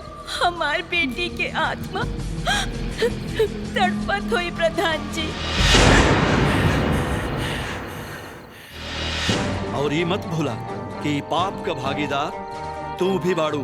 अगर सीता मैया लक्ष्मण रेखा पार ना कैले रहती तो अधर्म अत्याचार का प्रतीक रावण का अंत ना भइल रहे। ये अंधेर पंचायत में न्याय के ज्योति जलावा खातिर तहरा के घर का लक्ष्मण रेखा पार करे के हुई। अगर तू सच्चाई और न्याय के साथ ना खड़ा हो सकेलू छोड़ दे प्रधानी के।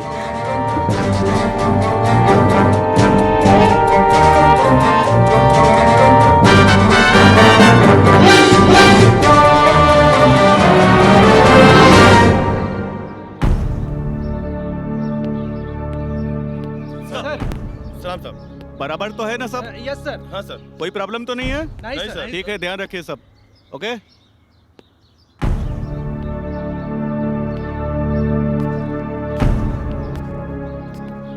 राम राम दरोगा जी। आप यहाँ नया अलवानी का? पुरनका दरोगा जी का तबादला हो गया बा का? जी हाँ, इंस्पेक्टर गौतम राठौर। अच्छा अच्छा अच्छा। दरोगा जी कौनो खास बात है का? प्रधान मालती चौधरी ने पुलिस के घेरे में आज पंचायत बुलवाई है। का? तो हर ई मजाल पुलिस वाला के बुला के अलग से पंचायत बैठे बुआए हमरा रहते तू लोगन के साथ खड़ा रह के पंचायत करबू। अगर रउआ लोग न्याय कैले रही तो हमरा के पंचायत बुलावे की कौनो जरूरत न पड़ी। हमार दिमाग मत खराब कर। ये कलयुग है, सत्ता के लड़ाई में राजा हरिश्चंद्र बने के जरूरत नहीं के। हमरा के लट्टू चाचा के पतो के चीख के आवाज कल से अपना कान में सुनाई दे रहल बा। ये अन्याय हमरा से ना होई। एक घर का परंपरा रहल बा कि कबो एक खानदान का औरत एक घर का लक्ष्मण रेखा पार नहीं कैले। बाबूजी, सीता जी के सामने लक्ष्मण रेखा ऐसे खींचल गई काहे कि वो जंगल में रहनी, लेकिन एक गांव में पंचायत में कौनो जंगल राज नहीं खे।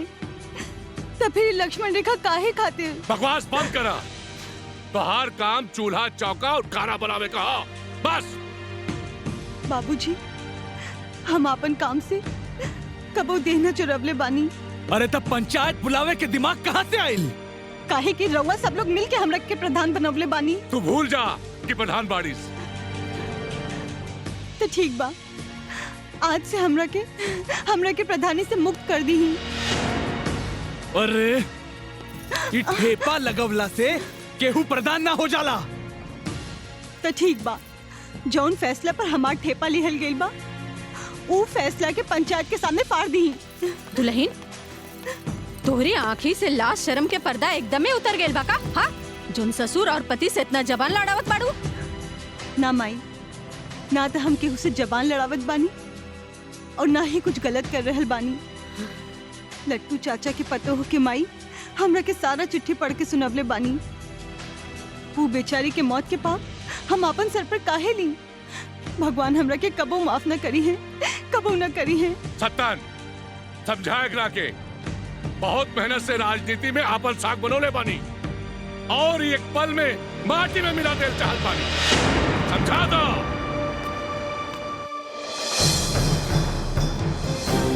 देखा मालती, हम तोहरा से बहुत प्यार करीला, लेकिन हमरा के नफरत करे के मजबूर मत कर।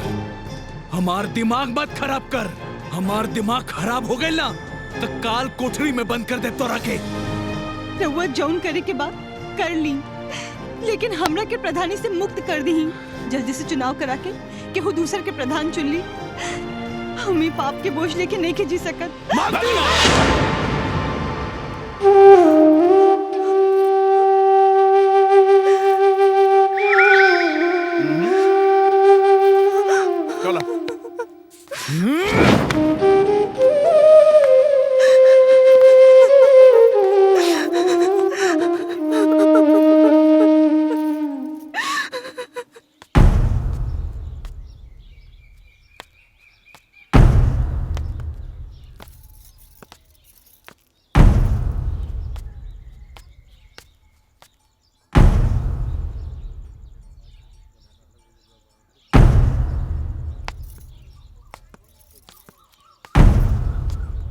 बहुत तोहरा के मालूम है कि पहनावा में हमरा का सबसे ज्यादा पसंद है? हमरे पैर का जूता। काहे कि हमरे पैर के नीचे रहेला और हमरा इशारा पे चलेला।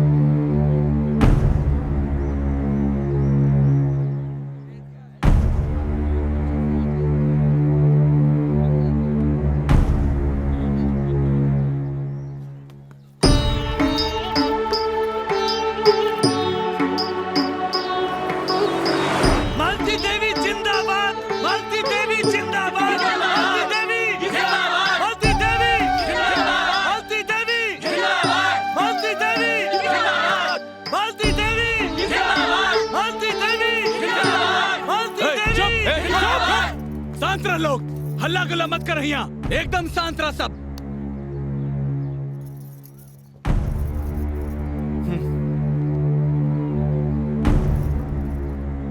बहुत भारी मन से सब लोग ऐजा इकट्ठा भइल बाड़न। आज ही पंचायत की अदालत में बरसों बाद कोई मातृ रूप नारी न्याय देवी बन के हमनी के बीच विराजमान बाड़ी। पंच लोग से निहोरा बा कि पंचायत का कार्रवाई शुरू कैल जाए।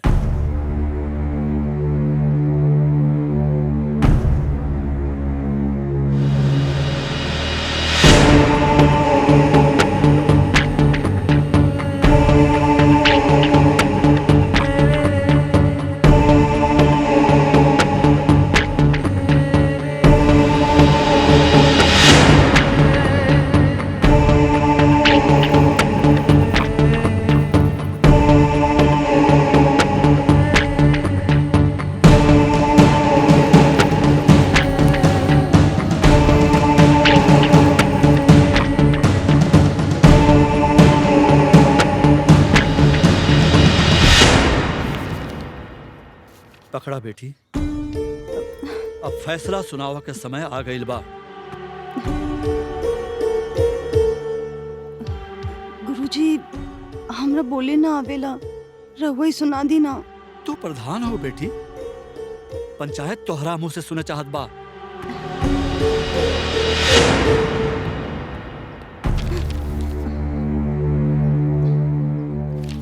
अरे कवनो बात ना हा, हम पढ़ के सुना देता नहीं। सत्तन, तू प्रधान नहीं बाड़ा, अतहार फैसला काल पंचायत सुन चुकल बिया। आज हमनी के प्रधान जी के मुंह से फैसला सुनल चाहत बानी।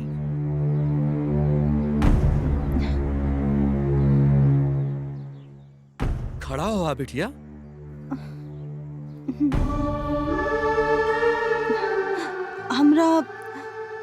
हमरा बोले ना।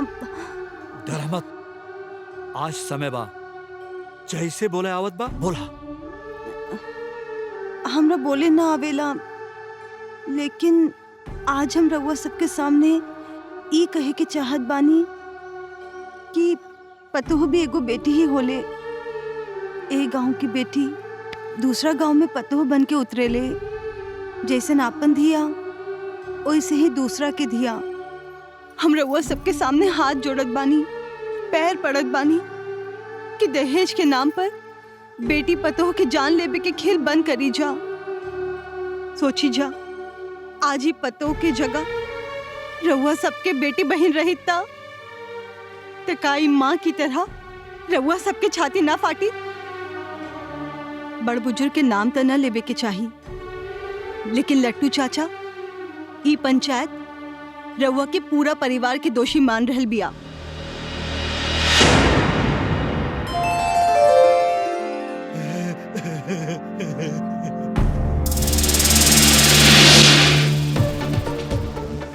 गिरफ्तार कर लो इन सबको, ले चलो।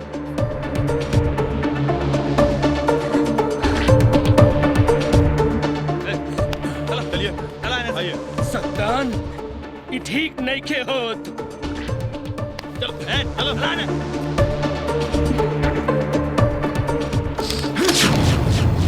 मालती देवी, मालती देवी, मालती देवी, मालती देवी, मालती देवी, मालती देवी।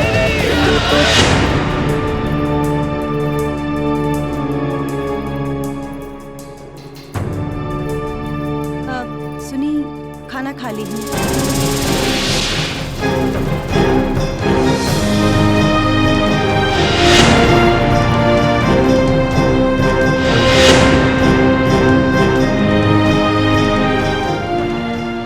खाना तो खा ली। बड़की प्रधान बनल बाड़ीन।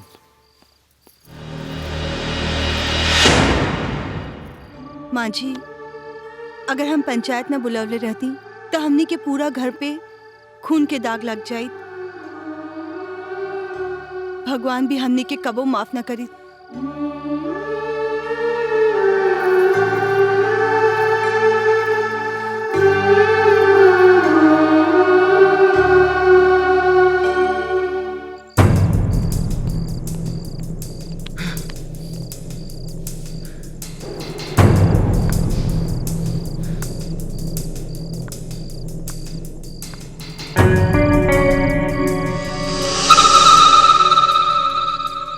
अरे रवा यहाँ बैठल बनी, चली अंदर चली।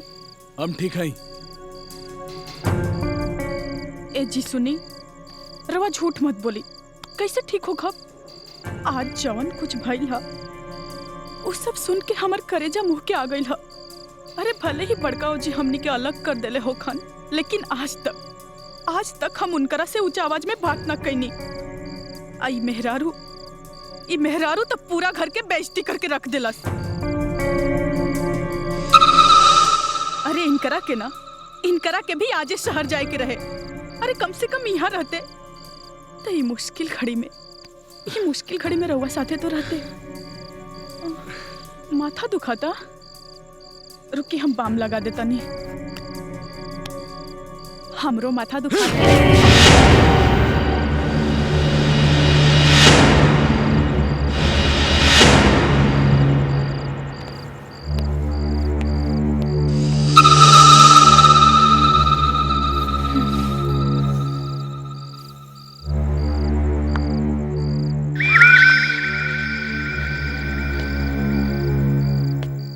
दुल्हन परेशान मत हो, ई मौका तोरा के बार बार मिली।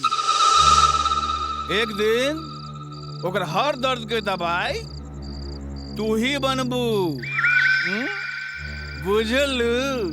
हाँ मामा, जौना दिन हम उनकर दर्द के दवा बन जाइब ओना दिन से ही चौधरी परिवार अपन विनाश के दिन गिने शुरू कर दी।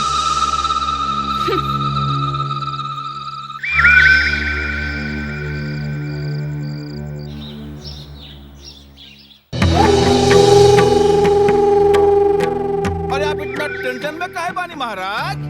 और इस सब बात से आपके इज्जत पे कौनो फर्क ना पड़ सकेला।